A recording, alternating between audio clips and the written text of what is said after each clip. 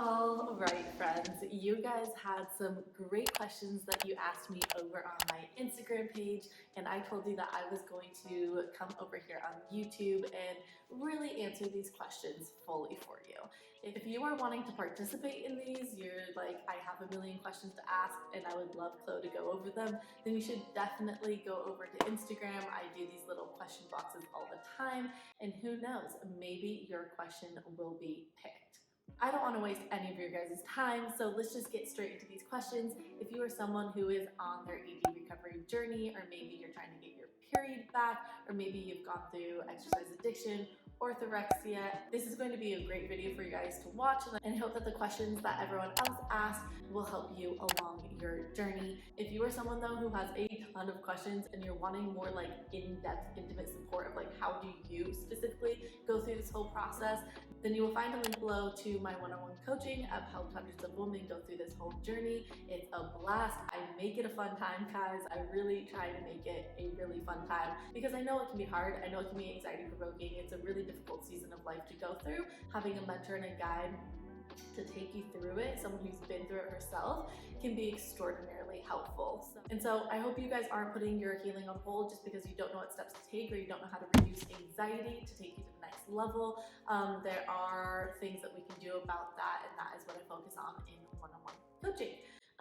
Hello to any of my clients here, by the way. A lot of you guys watch my videos and I love you guys and you're so amazing, and so many of you guys are doing so well, so I feel good about that. All right, so click that link down below if you're interested, and let's just get going with today's video. So the first question, I was like, I like this one. I like this one a lot. And I was actually just talking to my good friend about this, so I thought it was kind of fitting. This question is, my boyfriend diets and is always restricting a type of food.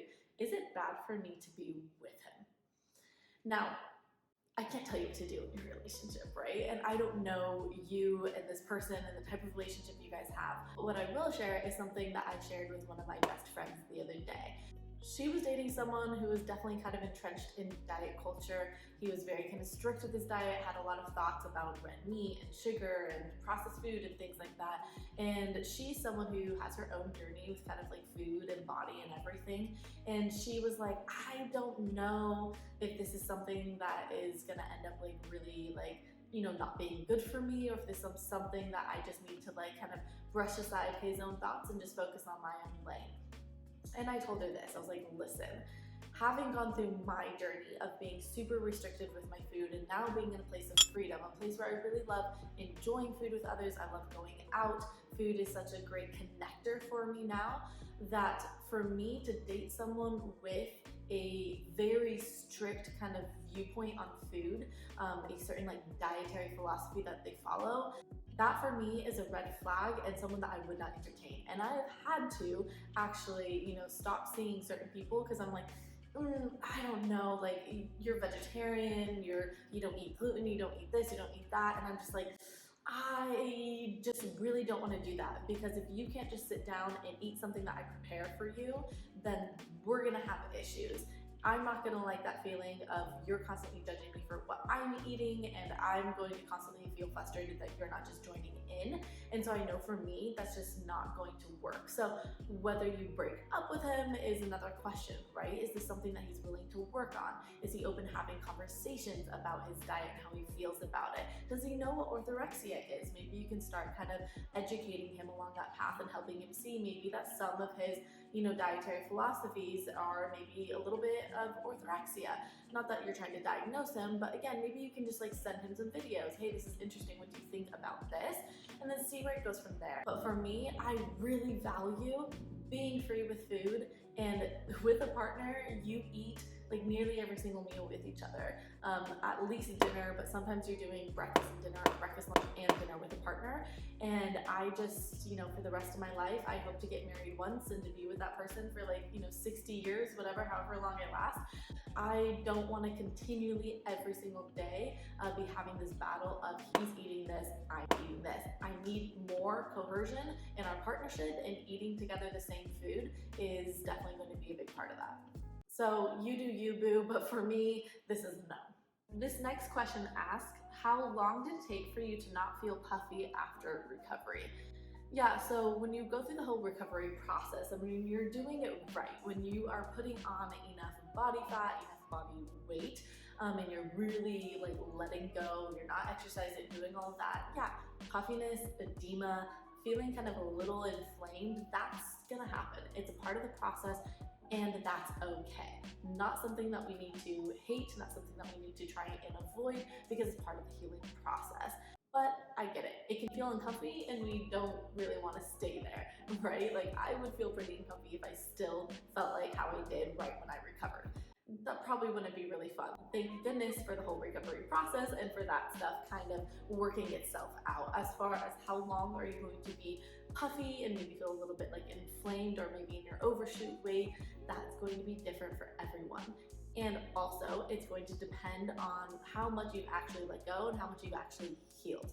So, a lot of people will kind of drain out this whole process, unfortunately, and they get themselves caught in this state of like puffiness for a longer time than maybe they would have needed to be because they didn't fully let go and they didn't fully heal. And so then the body's like, wait a minute, are we nourished or are we still restricting or what are we doing? And like there's still some things, maybe they're still exercising or maybe they're still holding back on carbs or whatever it is, right? So your best bet at moving through the puffiness is to fully let go, and that's why I do really love the all-in process. I think everyone needs to get to that point where they just fully let go, and that's going to be really important both mentally and physically. For me, I would say a good year. I felt kind of puffy. I would say 2 years in, I was feeling good. I was like, yeah, I feel kind of like back to normal, back to how I should have always felt. 3 years for sure, solid. So it's a year of your life. It's just a season. Can you embrace the season? Can you allow your body to heal? And know that that puffiness is gonna go away. So I liked this one. It said, how to deal with PMS symptoms that make you feel uncomfortable in my new softer body and blame it. Whew. Yeah. So I think the start to this question is first off by saying that our period shouldn't be a source of pain. And though we do have hormonal fluctuations, having insane PMS symptoms and everything is something that we definitely want to work on. Now that's going to be a lot of stress management. That's going to be making sure that we're getting enough food to really support our metabolism so that we can have proper progesterone production. We're also going to want to make sure that we have a proper functioning metabolism so that we can be detoxifying estrogen, something that I talk about a lot with my clients when they're hitting kind of a high estrogenic state. They're dealing with a lot of maybe these PMS symptoms. It's to do a raw carrot salad. Carrots actually have the ability to pick up endotoxins. They have the ability to kind of pick up on excess estrogen in our body as well, in our small intestine that kind of just like sits there and is able to kind of flush that out. And a lot of people actually see a lot of benefits by doing like a raw carrot salad, a little coconut oil, apple cider vinegar, or I like to use like a white balsamic vinegar, a little salt. Doing that on like a daily or every other day, right, basis can really help mitigate a lot of the PMS symptoms that you may be feeling. So I think it's important to like first analyze like why am I feeling the PMS and what can I do to help bring my body back into balance. Secondly, understand that when you first go through this process and you get your period back, like those symptoms can be really intense in the beginning. I remember, it's actually funny because someone in the Get Your Flow community yesterday was like, dude, my boobs have been so sore for like 2 weeks now. Like it is insane. I can't even wear a t-shirt. Like it hurts. And she's pretty far along on her journey now, and we've kind of been awaiting her period. And I was like, I think you're gonna get your period really soon, honey. Like it sounds like your period's about to come, especially because she's been showing all the signs, increased cervical mucus and all of that. Anyways, and I responded back as like, oh my gosh, I remember those like 2 weeks before I got my period back. I remember it was Christmas time because I got my period December 31st. And I remember just that Christmas morning literally being like,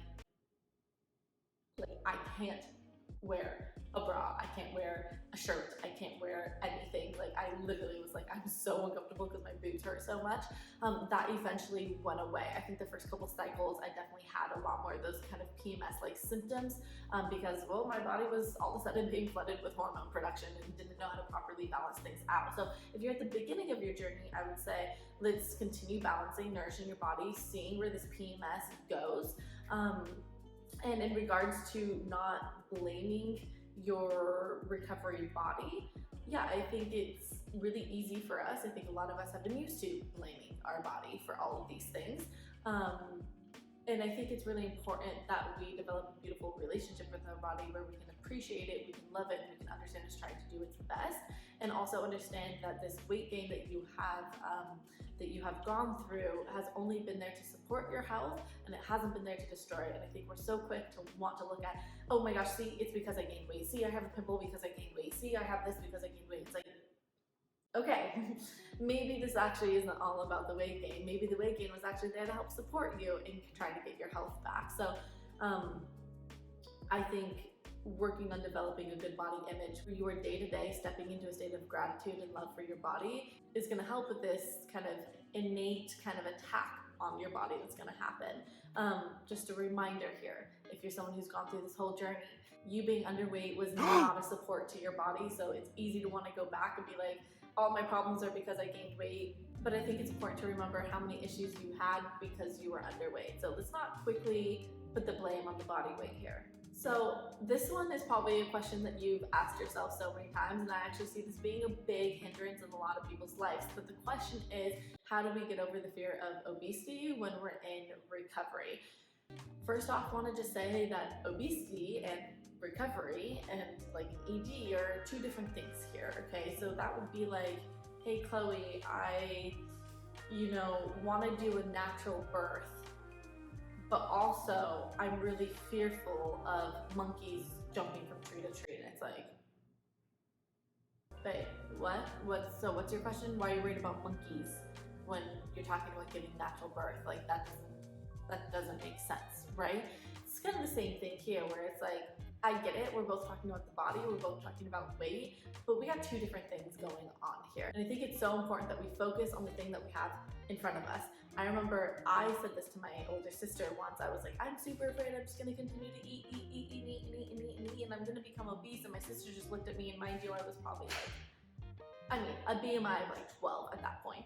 And she was just looking at me and she's like, Chloe, we will work on that then when that happens, right? She was like, let's stop thinking about the thing that is so wildly far away. I'm just trying to get you to eat a whole banana. Like, can we focus on this right now? Like, we don't need to be focusing on that. So I think that's one way to get over this, to get over the fear of obesity is first understanding where you were at and what's going to be good for you to come into balance. The whole point of recovery is not obesity, is not the other extreme. The whole point of recovery is balance and health. So especially like when I work with people, a lot of them come to me and they're like, oh my gosh, just please don't make me obese, please don't make me obese. I'm like, I've never led a client to be 500 pounds. Like, I've led them to health, I've led them to understand where their body actually wants to be. Sure, maybe that's not the size 0 or 2 or 4 that you're wanting, but where is your health at? Can we strengthen your metabolism? That's my work, is how to strengthen your metabolism so that when we get to our weight set point where our weight wants to be, then we're able to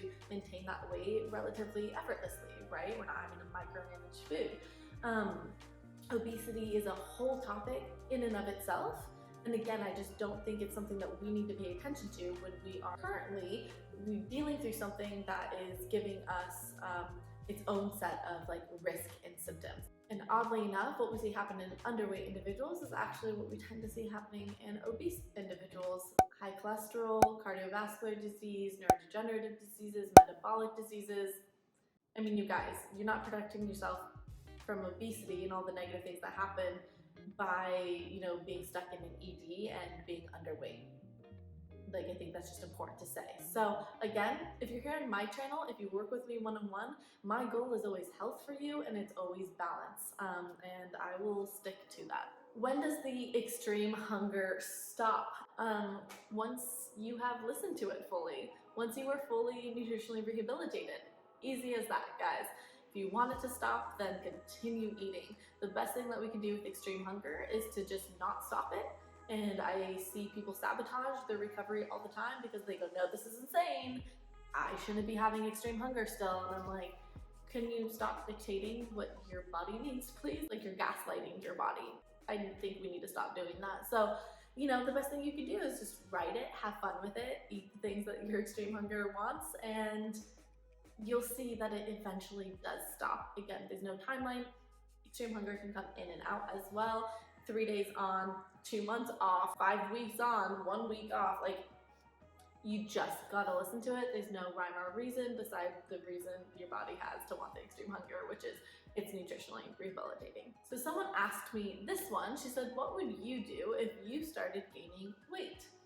And I was like, okay, good, interesting. Me as a fully recovered person, someone who doesn't have any ED tendencies or anything like that anymore, if I started noticing that I was putting on weight and maybe feeling a little bit uncomfortable, what would I do? Well, I will tell you what I wouldn't do. I wouldn't do anything dramatic. I wouldn't do anything extreme, and I wouldn't be pulling up my phone to start looking at all of the dieting podcasts and fitness influencers out there. First and foremost, what I would be doing is I would be checking in with myself. Hey, Chlo, where are we at here? What are we stressed out about right now? How are your sleep levels? How are your connections with other people right now? How are your hormones? Have you been feeling kind of out of balance? So I'd be checking in what's going on with my life. Then if I notice like, hey, you've been really stressed at work and you have been banging your head on the wall, which happens very frequently, guys. If you are banging your head on the wall being like, I don't know what else to do, and if you are not sleeping well because of it, you're only getting 4 hours of sleep and you're not nourishing yourself on a consistent basis. So I'd be like, okay, can I start journaling about this stuff? Can I reach out to my therapist and start processing some of these things? Can I make sure, like for me, my therapy, outside of therapy, is ecstatic dancing. So it's like, have you gone to dance lately? Like, when was the last time you danced? And let go and kind of just let yourself be loose. I would be looking at all those things and be like, okay, so new kind of, rule here. We're gonna go to bed by, 10:30. We're gonna put phone down by 8 o'clock. We're going to prioritize de-stressing. We're gonna prioritize connections and connecting with other people because that's something that just makes you really happy. So notice that I don't go to deprivation to get myself back in balance. I would be going towards what brings me happiness, what makes me feel light, what makes me feel energetic, what makes me feel really balanced. So this isn't just a calories in, calories out thing, right? So I wouldn't be like, what am I doing with my food? And I need to all of a sudden start restricting a bunch of calories. No, how do I bring it back to basics? Maybe I look at my food a little bit of maybe I notice that every single night because I'm so tired and stressed, I tend to be reaching towards, doing a lot of, desserts and things like that. And it's not that desserts are bad, but it's okay, how can I make sure that I'm adding enough protein and I'm adding enough carbs at dinner so that I'm not feeling like I have this sweet tooth at night? See how it's a very gentle approach. So it's not a no, I can't eat this. No more desserts. It's a, hey, can we make sure we're eating enough protein at dinner? Oh, that's right. I haven't had steak in a couple of weeks. Yeah, maybe adding in some more red meat is gonna help me feel more grounded. So that's what I would do. And then I would live on my merry life, not focusing on my body and what it's doing, rather just focusing on feeling better and processing through my emotions better, and then just naturally see where my body weight goes from. Okay, next one, guys. This person said, I want to eat more, but I'm chronically constipated and it really sucks to increase food. Can we just get a little amen in the comment section here? How many of you guys are in kind of a very similar spot where your digestive issues are really blocking your recovery? Because yeah, to be honest, it kind of sucks to eat more when you're in a lot of pain. So I have something for you guys here. I created a masterclass called Awakening Your Digestive Flow, and it is specifically for people in your situation who are having digestive issues. This is not a diet thing. This is not a you need to start cutting out this and that foods. Rather, this is a you understanding the root cause and issues as to why you're having constipation and why you're having, bloating and gas and all of those uncomfortable things. When we look at it from that perspective, we're actually going to start to be able to take steps towards us having good digestion. The thing that I will say here, I go into depth, into detail, 4 modules of it, 5 hours, I think, of video in my masterclass, which you can find the link down below if you're interested in joining. I think the thing that I will say here is the answer is never to restrict more.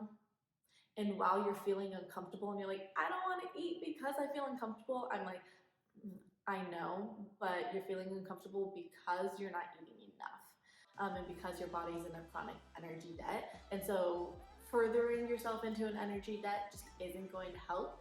It might temporarily ease some pain because, yeah, you're not putting a lot of food in your system, but then your system's going to continue to just downgrade and you're going to continue to not have the energy to digest and assimilate food. And it's going to get worse. So this is why I created my masterclass for you guys to actually understand how to move through these things in recovery and how to actually get your digestive power back. So the link for that is down below if you're interested. Okay, there were a lot more questions, but we are going to answer one more so that this video doesn't get too long. What is the non-physical things you should be doing in your recovery? I wanted to answer this one because I'm so glad someone asked this. There are a lot of non-physical things that we should be doing.